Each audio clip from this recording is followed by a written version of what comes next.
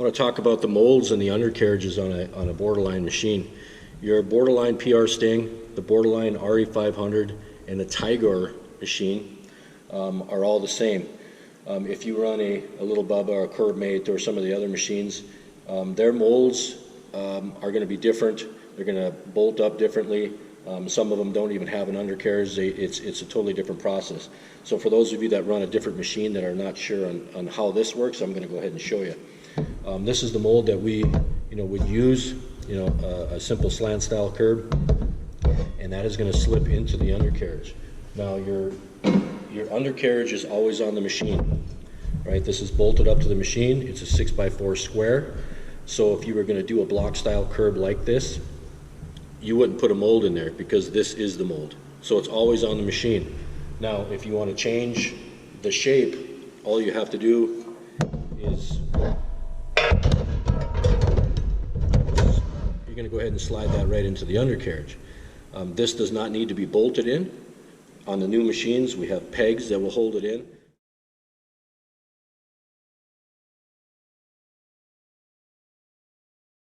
Since your machine is going backwards, the pressure of the machine and the direction that it's going is going to hold it still and hold it steady. So it's a very simple, easy change. To flip it around, I go ahead and flip it around. It takes me less than 5 seconds. And obviously this is going to be on the machine, so you have to lift up the machine and slide it in. But it's on these undercarriages, as I've talked before on some of these videos, this undercarriage has a skid. And it does two things. Prevents excess concrete from going outside, so you have less to clean up. I would say it probably reduces your waste by at least 75%. There's hardly anything to clean up because it keeps it all contained. The second thing that does is the previous undercarriages came to a point right here, so if you were a little bit too low and you were coming by some rough ground, sometimes that would dig into the ground, stop the machine, and cause a blowout on the front. With these skids, it's kind of like a snowmobile, it glides right over, so if you have a little bit of rough ground, it tends to glide and doesn't tend to get stuck. The old undercarriages, for those of you that run a tygar machine or any borderline machine, okay, obviously the older ones did not have the skids on the back, but they also had thinner gauge steel on both sides. Okay, this whole undercarriage, okay, was made with 12 gauge steel. Okay, issues that we always had was that have guys, when they cleaned up, they would take a small hammer and they would bang on the sides to try to get some of that concrete that was stuck on the inside to fall off. Eventually, over time, because that was thinner steel, you'd have that start to bow in there, and then your plunger wouldn't be able to go back and forth without scraping against there, or if you were doing lighting, your lighting tube wouldn't fit anymore because this was bowed. Okay, what we did to prevent that is we went to 10 gauge steel on both sides. Okay, so this is going to be a heavier undercarriage. Again, because of that too, it's going to be a little bit heavier in the front. So those of you that are working with the mixes for carving and things like that, want to keep that machine down, that's going to help you with that. One other slight difference that you're going to notice if you purchase one of these undercarriages, the old ones, okay, we have threads here. We have threads here, and that remains the same. There will be a bolt that you'll attach through the frame that'll attach to the undercarriage, and that's what connects it to the frame. This one over here is inside the hopper. Okay, so you have to imagine you're looking straight down at this. This one is inside the hopper, so it's a bolt. It goes through the frame, and then there's, there was, on the old ones, threads on the bottom of this undercarriage that you would have to put your bolt through. Issue with that is, since it's in the undercarriage, there's always concrete in there. So a lot of times those threads in the bottom would get filled with concrete. It was very hard to get that bolt out, put it back in, very hard to line up. What we've done to make that super simple, and what I've done for years on mine, is we drilled that out, took those threads out of there, and just to attach it to the frame, you go ahead and stick a bolt through there, and you attach a locking nut on the underside of the frame, and it connects. Let's talk about the plungers a little bit and the things that we've changed on these. Old plungers used to be made with 10 gauge steel. The problem with that is, and here's an old one, just found this in a box not that long ago, 10 gauge steel is not going to be strong enough or heavy enough, after a while it's going to start to bend in the front. So what they've done is put gussets in here. So they had to, cut these out, do all the welding, and so on. It's actually cheaper. It makes more sense just to go to a heavier gauge steel. Now you don't have to put gussets in here. The problem with these, and those of you that run these, that gets filled with concrete. It don't take very long.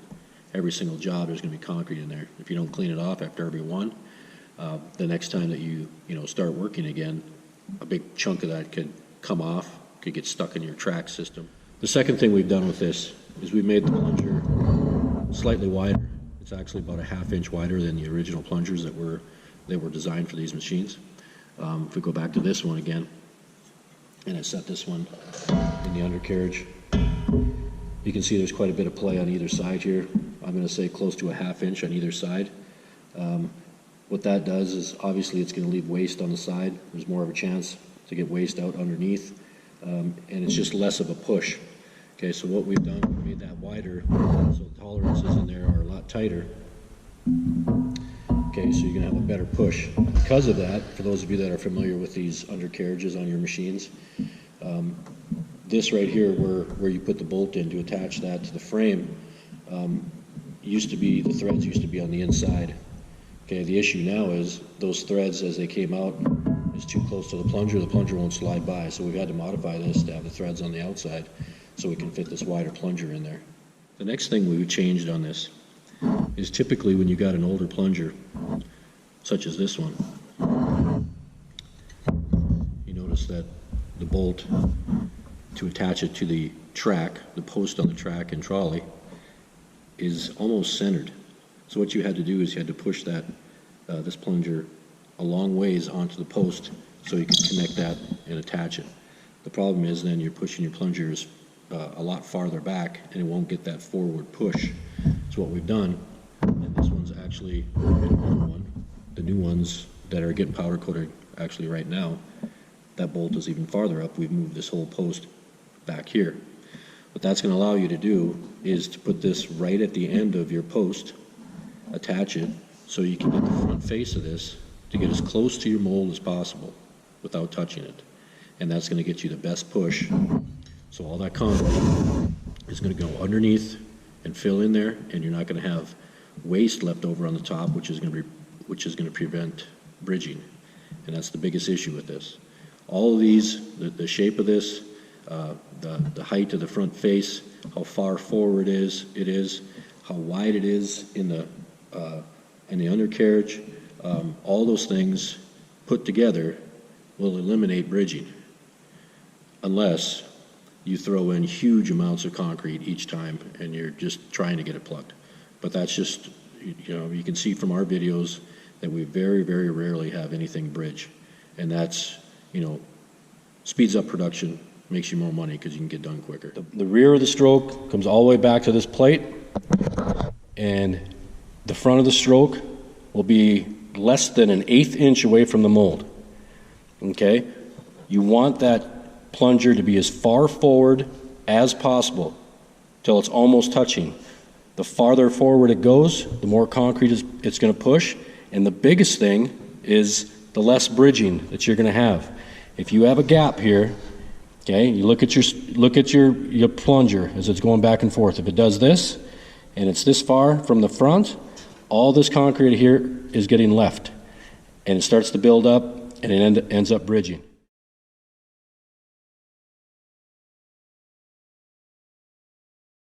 Okay, the farther forward it can push, the more it can get underneath there. The farther back, the more it can drop. Okay, all those things contribute to bridging. A back plate will help it go down in smaller chunks. The deeper the stroke will help. Okay, all those things help with bridging. It's not just one. Okay, we can go mix after mix after mix and not have it bridge one time. I've talked to many, many guys that can't go more than 2 or 3 shovels, and they have plungers used to be taller in the front. And you may still have one of those on your machine if you run any type of borderline machine or a tygar machine. The issue is, and here's an old one that has a taller face. Now, we were messing around with this, trying to do some different things, but basically we welded that piece onto the top. It's got a little bit different bend in it, but this is how thick that base is. okay, the front face.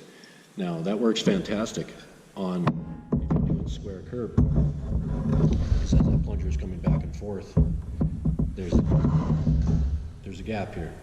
Okay, so that plunger can basically push all that concrete into the, the 6x4 square if you were doing a block style curb.